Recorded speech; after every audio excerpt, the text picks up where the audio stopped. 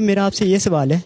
کہ جو 20 جنوری کی کیا حقیقت ہے جو آپ عذاب کے بارے میں بتا رہے ہیں، تو اس کی کیا حقیقت ہے کہ 20 جنوری کو یعنی کہ عذاب آئے گا؟ تو اس کے بارے میں میرا آپ سے ذرا سوال ہے، تو پلیز اس کا ذرا۔ اچھا، ہمیں تو ان باتوں کا نہیں پتہ، آپ کو بھی پتہ ہے اللہ تعالیٰ آپ کو بھی خواب دکھاتا رہتا ہے، اور آج کے دور میں کوئی وحی تو آتی نہیں ہے، سچا خواب ہی ہے، تو اتنی بات ہوتی ہے جو اللہ تعالیٰ بتاتا ہے وہ ہم بیان کر دیتے ہیں، آگے اللہ تعالیٰ بہتر جانتا ہے۔ جہاں تک 20 جنوری کی بات ہے، ہمارے دو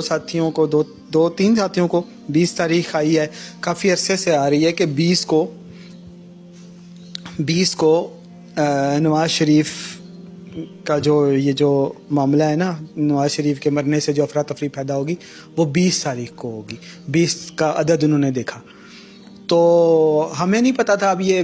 سال ہے یا مہینہ ہے یا تاریخ ہے، کیا ہے، مہینہ تو خیر 20 ہو نہیں سکتا، مہینہ 12 تک ہوتا ہے، تو ہمیں پتہ نہیں تھا۔ پھر وہ کسی اور کو آیا کہ جنوری میں ہوگا یہ معاملہ، جنوری میں ہوگا، کافی پہلے کا 2018 کا کہیں سے کسی کو خواب تھا، تو یہ توصیف بھائی کو ملا، تو انہوں نے تو وہ ایک میچنگ سی انہوں نے کرنے کی کوشش کی نا کہ 20 جنوری بنتا ہے، تو اب ہمیں یہ نہیں پتا کہ 20 جنوری 2024 ہونا ہے کیا ہونا ہے، لیکن 20 جنوری کی ڈیٹ انہوں نے کہی، تو پھر اللہ تعالیٰ نے یہ عبداللہ کو کنفرم بھی کی خواب میں کہ وہ 20 جنوری نہیں بلکہ 20 جنوری سے پہلے ہی ہو جاتا ہے وہ معاملہ، لیکن اب قاسم بھائی کو بھی اللہ تعالیٰ دکھا چکا ہے کہ جنوری میں اللہ تعالیٰ کا عذاب آئے گا، ایسا ہی ہے، مہلت ختم ہو گئی ہے، اور جنوری کا ہی انہوں نے نہیں، وہ خواب میں ہی شاید اس کی تعبیر بھی بتاتے ہیں، وہ تعبیر خواب کے اندر ہی ہے، ہاں، وہ جنوری جو ہے نا، جنوری کا اب کنفرم ہو گیا ہے کہ جنوری میں مہلت ختم ہو گئی ہے، اب جنوری میں اللہ تعالیٰ کا عذاب آنا ہے، اس کے بعد پھر اب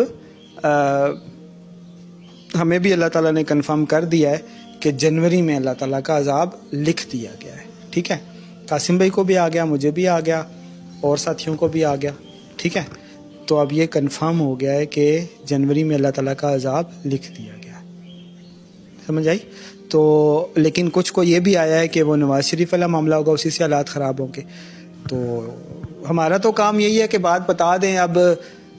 اللہ تعالیٰ بہتر جانتا ہے، میری تو دعا ہے کہ میں جھوٹا ثابت ہو جاؤں، میں آپ کو سامنے کھڑے ہو کے کہہ رہا ہوں، یہ سارا سوشل میڈیا بھی دیکھ لے، اللہ کرے میں جھوٹا ثابت ہو جاؤں، میں تھوڑی چاہتا ہوں عذاب آ جائے، اتنی بات میں نے کی جتنی اللہ تعالیٰ نے کہلوائی، میں تو اللہ تعالیٰ سے دعا کرتا ہوں، یا اللہ تو عذاب کو ٹال دے، میں جھوٹا ہی صحیح، میرے جھوٹے سچے ہونے سے کیا ہوتا ہے، میری کون سا، میں ویسے آدمی ہوں، نہ گھر میں عزت ہے نہ باہر، تو سوشل میڈیا پہ ویسے ہی نہیں ہے، تو میں تو اللہ تعالیٰ سے دعا کرتا ہوں کہ یا اللہ تو مہلت دے دے، لیکن یہ الفاظ ہیں اللہ کی طرف سے کہ جنوری میں اللہ کا عذاب لکھ دیا گیا، اتنی بات ہے، آگے اللہ جانے اس کے کام جانے، لیکن آگے سننے والے بھی نا، وہ اس کا جیسے حضرت نوح علیہ السلام کی جب کشتی وہ بنانا شروع کر دی تھی پھر بھی مذاق اڑا رہے تھے، تو اب بھی ان کا بھی معاملہ ایسے ہی ہے کہ وہ اسی طرح کے کمنٹس آ رہے ہوتے ہیں، اسی طرح کی باتیں آ رہی ہوتی ہیں کہ تو کہاں سے لکھوا کے آیا ہے، اور پتہ نہیں اس طرح کی باتیں، لیکن ابھی بھی گریس پیریڈ ہے، چلو یہ لفنگے اور یہ بالکل جیسے رسول اللہ صلی اللہ علیہ وسلم کے اوپر طائف کے اوباش لڑکے جو ہے نا، وہ انہوں نے ایسے گستاخی کی تھی رسول اللہ صلی اللہ علیہ وسلم کی، آج کے دور میں یہ سوشل میڈیا پہ یہ کر رہے ہیں اوباش، تو جو خاموش ہیں ان کے اوپر بھی یہ ذمہ داری ہے، کم از کم اور کچھ نہیں، کمنٹ کر دیں، ایک میسج ہمیں نہیں کر سکتے، ویسے تو ہمارے کانٹیکٹ نمبرز ہر چیز اویلیبل ہے، لیکن کم از کم ایک کمنٹ کر دیں، اور کچھ نہیں تو اللہ تعالیٰ کے ہاں ایک سجدہ کر کے اپنا نام لکھوا لیں، تاکہ اللہ تعالیٰ آپ سب کو عذاب سے بچا لے، اور یہ سوشل میڈیا پہ ذمہ داری بھی بنتی ہے کہ جو لوگ خاموش ہیں اور اس چیز کو تسلیم کر رہے ہیں، دیکھیں نا، ایسے ہوتا ہے کئی دفعہ کہ وہ کئی لاکھوں لوگوں نے ایک ویڈیو کو دیکھا ہوتا ہے، تو اس کے اوپر چند ہزار کمنٹس ہوتے ہیں جن میں سے اکثر گالم گلوچ برا ہوتا ہے، تو اس کا مطلب ہے کہ وہ چند ہزار لوگوں نے گالیاں والیاں دی ہیں، تو باقی اتنے لاکھ لوگ خاموش بھی تو رہے ہیں نا، جو ہمیں نظر ہی نہیں آ رہے، نہ ہماری ان سے بات ہو رہی ہے، نہ ویڈیو دیکھنے والے کمنٹ پڑھنے والے کو وہ نظر آ رہے ہیں،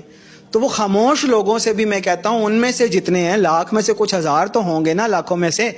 کہ جو اس چیز کو حق تسلیم کر رہے ہیں، اللہ تعالیٰ سے دعا کی ہوگی، استخارہ کیا ہوگا. آپ سے میں یہ کہتا ہوں کہ آپ اپنا حصہ کسی نہ کسی طرح ڈالنا شروع کر دیں. سوشل میڈیا پہ ایک شیئر کی صورت میں ڈالنا شروع کر دیں، ایک کمنٹ کی صورت میں ڈالنا شروع کر دیں. اور جو لوگ ادھر پنڈی اسلام آباد نیئر بائی ایریاز میں ہیں، وہ سب ادھر جمعے والے دن اس لیکچر میں شامل بھی ہوا کریں. اور جو لاہور اور اس کے آس پاس کے لوگ ہیں وہ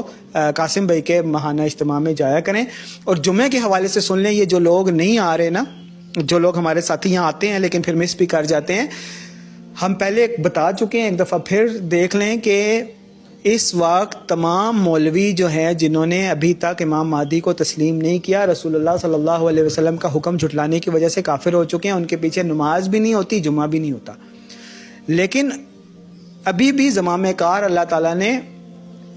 ہماری اسٹیبلشمنٹ اور گورنمنٹ کے ہاتھ میں دی ہوئی ہے، تو ان کی اطاعت ہم سب کے اوپر لازم ہے. لہٰذا جمعہ صرف سرکاری مسجد میں پڑھا جائے گا، لیکن واز ان کا بھی ویلڈ نہیں ہے. جمعہ تو ان کے پیچھے پڑھا جائے گا، نماز ان کی ہوگی، لیکن واز ان کا ویلڈ نہیں ہے،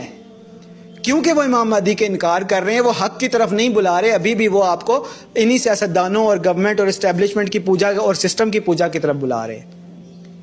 لہٰذا یہ جو لیکچر ہے نا، اس کو لازم سمجھیں، اللہ کا شکر ادا کریں کہ اللہ تعالیٰ نے اس طرح سے نہیں فرض کیا. ابھی تک کوئی چیز آپ لوگوں کے اوپر، ہم سب کے اوپر اللہ تعالیٰ نے اس طرح فرض نہیں کی جیسے رسول اللہ صلی اللہ علیہ وسلم کے دور میں کی گئی تھی چیزیں، کہ جو میں لگاتار مس کرنے والا بغیر شرعی عذر کے اللہ تعالیٰ اس کے دل پر مہر لگا دیتا ہے.